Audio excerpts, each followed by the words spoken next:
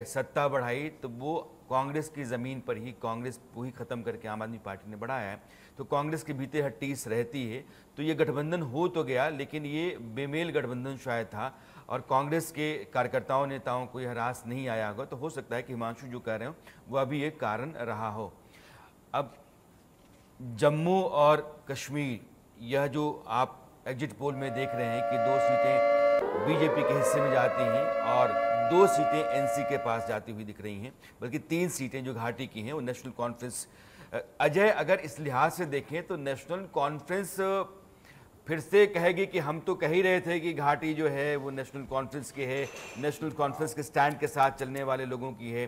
फिर वो एक तरह से वो बाजी उनके हाथ में चली जाती है। देखिए राणा सर, आपको बताऊं कि नेशनल कॉन्फ्रेंस जो कश्मीर में फायदा ले पा रही है उसके पीछे की वजह बड़ी साफ है, क्योंकि नेशनल कॉन्फ्रेंस का काडर जो है वो काफ़ी मजबूत है पुराने समय से।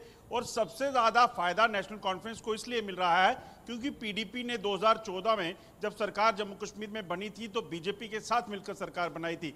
आपको याद होगा कि पीडीपी जब सत्ता में आई थी तो एक अलग लाइन पर पीडीपी का जो है गठन हुआ और उसके बाद महबूबा मुफ्ती और मुफ्ती मोहम्मद सईद की जो बयानबाजियां होती थी वो एक अलग लाइन पर होती थी। मगर जब लोगों ने देखा कि जो भी सियासतदान जम्मू कश्मीर में आता है और खासतौर पे कश्मीर में आता है वो लोगों का जो इस्तेमाल अपने मफाद के लिए करता है और उसके बाद वो जहां उसको फायदा दिखे वो वहां चला जाता है, तो ये वजह थी कि पीडीपी का डिक्लाइन जो है इस बार देखा जा रहा है। चाहे वह महबूबा मुफ्ती हो, चाहे वो उनके युवा प्रेसिडेंट हो, या फिर आप देखें तो जिस तरीके से उन्होंने चुनाव लड़े हैं, साउथ कश्मीर की बात की जाए, नॉर्थ कश्मीर की बात की जाए, हर जगह उनको नुकसान उठाना पड़ा। हालांकि इस बार जो कश्मीर की अनंतनाग, सेंट्रल कश्मीर और नॉर्थ कश्मीर की जो सीट्स हैं वहां पर अपनी पार्टी और बीजेपी का जो गठबंधन हुआ उसमें साउथ कश्मीर में उनको काफी हद तक वोट मिले हैं।